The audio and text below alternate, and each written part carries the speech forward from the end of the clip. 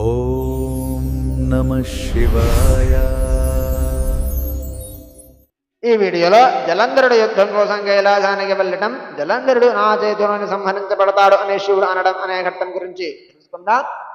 బ్రహ్మదేవుడు నారదుడితో ఈ విధంగా అంటున్నాడట: నారద, వ్యాసుడు సర్వజ్ఞుడు అయిన ఓ సనత్కుమారా, అద్భుతమైన పవిత్రమైన శంకర లీలను గురించి చెప్పావు.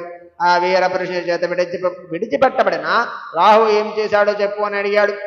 అపరిమితమైన మేధ సంపన్నుడైన వ్యాసుని మాటలు విన్న సనత్కుమారుడు అరలప్రసన్నుడై ఈ విధంగా చెప్పడం మొదలుపెట్టాడు.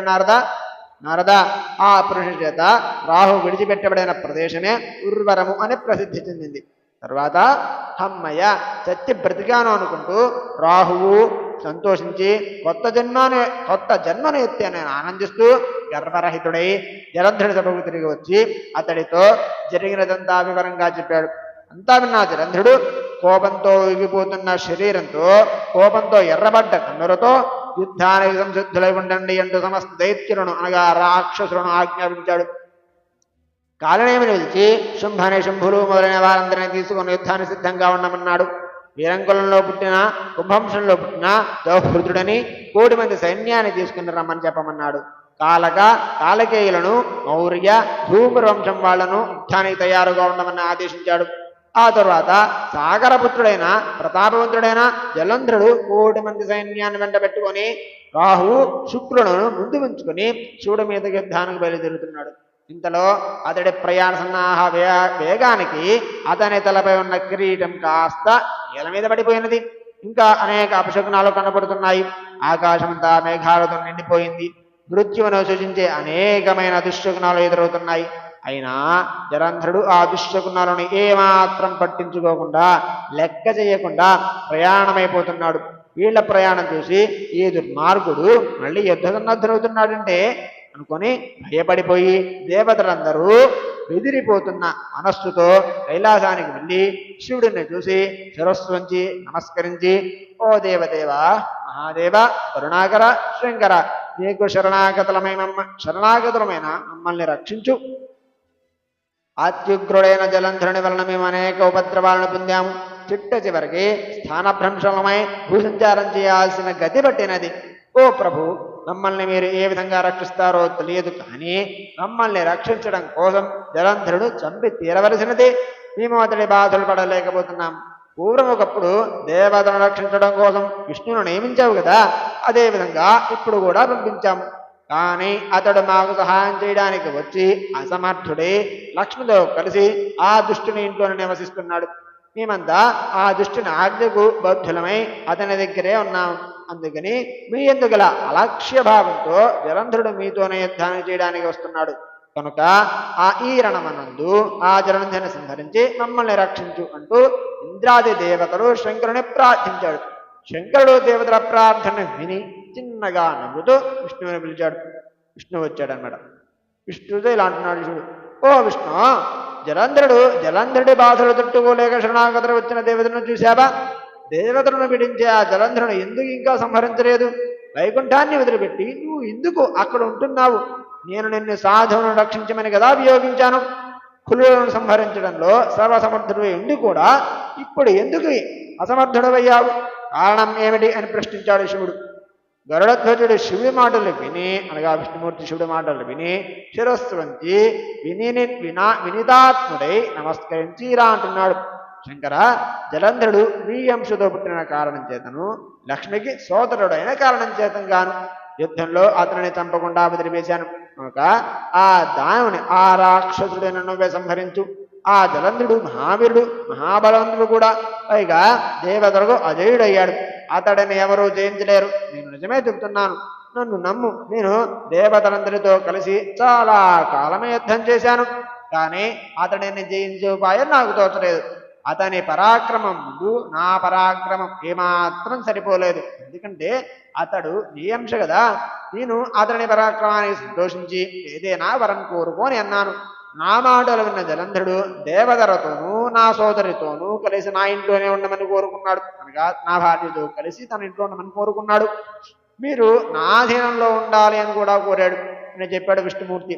భక్తవత్సలుడైన శంకరుడు విష్ణువు యొక్క మాటలు విని నవ్వుతూ, ఓ విష్ణు, నేను చెప్పే ఆదరణపూర్వకమైన మాటలు విను. మహాదైత్యుడైన ఆ జలంధరుని నేను తప్పగా సంహరిస్తాను. నువ్వు దేవతలతో కలిసి నిర్భయంగా వెళ్ళు. అందరూ మీ స్థానాలకు వెళ్ళండి. ఆ జలంధరుడు నా చేతనే సంహరించబడతాడు. మీరంతా నిస్సందేహంగా తిరిగి వెళ్ళండి అని చెప్పాడు శంకరుడు.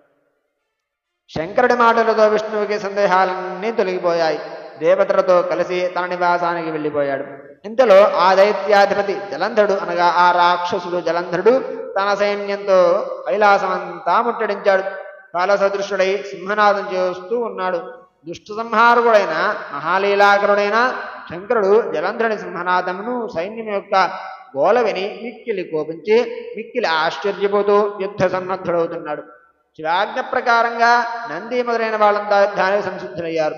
పరమేశ్వరు అనుజ్ఞ కోసం ఎదురు చూస్తున్న శివగణాలన్నీ తొందరగా యుద్ధ సన్నద్ధులై ఆ అసురుని దగ్గరకు వెళుతున్నారు. కైలాసంలో భయంకరమైన యుద్ధం జరుగుతున్నది. ప్రమథగణాలు దైత్యులు శస్త్రాస్త్రములతో ఘోరమైన సంకుల సమరం జరుగుతోంది. భేరి మృదంగ శంఖ వాద్యాలతోనూ వీరుల సింహనాదాలతోనూ రథ గజ తురగాల అదఘట్టనల శబ్దాలతోనూ భూమి అంతా కంపించిపోతోంది. ఆకాశమంతా శక్తి తోమరముల స్థల పాష పట్టిసములతో నిండిపోయినది. అవి చూడటానికి నృత్యముల వలె ప్రకాశిస్తూ కనిపిస్తున్నాయి. చంపబడిన అశ్వ గజాధిపతులు నేల మీద పడి ఉన్నారు. అందరూ చూడటానికి ఇంద్రుని వజ్రాయుధంతో కొట్టబడిన పర్వతముల వలె ఉన్నారు. ప్రమథులు అసురులు ఒకరిని మరొకరు కొట్టుకుంటుంటే వాళ్ళ నెత్తురితో భూమి ఇంత బురదమయమై అడుగు పెట్టడానికి వీలు లేకుండా ఉన్నది.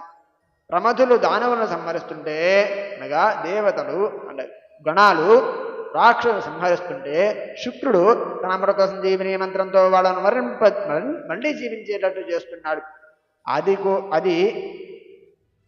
అది చూసి శివగణాలు మిక్కిలి వ్యాకులత పొంది సమస్తము శివుడికి తెలియజేశారు. శంకరుడు అదంతా విని మిక్కిలి కోపించి మహాభయంకరమైన రుద్రుడై దశ దిశలా మండింపజేస్తూ తన ముఖము నుండి ఒక పురుషుడిని పుట్టించాడు. అతడు మిక్కిలి భయంకరంగా కనిపిస్తున్నాడు. తాటి చెట్టుతో సమానమైన పిక్కలు ఉదరము నోరు కలిగి ఉన్నాడు. అతని వక్షస్థలంలో చెట్లను పడగొడుతూ యుద్ధరంగంలోకి ప్రవేశించాడు. సంతోషిస్తూ మహాభయంకరుడై అసురులను మింగుతూ తన తేజము భూమి ఆకాశమునంతటను వ్యాపింపజేసి శుక్రుడిని తన చేతి ఎందు పట్టుకుని ఆకాశానికి వెళ్ళి అదృశ్యమైపోయాడు. యుద్ధమునందలి రాక్షసులంతా శుక్రుడు కనబడకపోవడంతో భయపడిపోతూ పరుగులు తీస్తున్నారు. వాయువేగంతో దైత్యగణాలన్నీ ముక్కలైనట్టుగా ప్రమథులు ధాటికి తెల్లాచెదురై వారు పారిపోతున్నారు. కాలనేమి శుంభులు పలాయతులవుతున్నారు. వారు కూడా పరిగెత్తడం మొదలుపెట్టారు. రాక్షస సేనలను చూసి మిక్కిలు కోపించారు. శివ సైన్యం మీద ప్రభుత్కాలంలోని వర్షధారం వలె బాణాల వర్షం కురిపించారు. వారంతా బాణపు దెబ్బల వలన వచ్చిన రక్తధారలతో వసంతకాలంలో కిశుంక వృక్షం వలె ప్రకాశించారు. నంది కార్తికేయుడు లంబోదరుడు ప్రభగ్నులైన తను సైన్యములను చూసి త్వరితంగా అసురులను అడ్డుకుంటున్నారు. నారద హరి ఓం తత్సతో ఇంతటితో జలంధరుడు యుద్ధం కోసం కైలాసానికి వెళ్ళడం, జలంధరుడు నా చేతిని సంహరించబడతాడు అని శివుడు అనే ఘట్టం గురించి తెలుసుకుందాం. రేపటి వీడియోలో నంది కార్తికేయులు అసురులతో ద్వంద్వయుద్ధం చేయుట, జలంధరుడు వీరభద్రుని శిరస్సును పగలగొట్టుట అనే ఘట్టం గురించి తెలుసుకుందాం. స్వస్తి. ఇప్పటి వరకు చూసిన ప్రతి ఒక్కరికి ధన్యవాదాలు. ఇలాంటి అద్భుతమైన వీడియోల కోసం ఇప్పుడు శివభక్తుడు ఛానల్ని సబ్స్క్రైబ్ చేసుకోండి.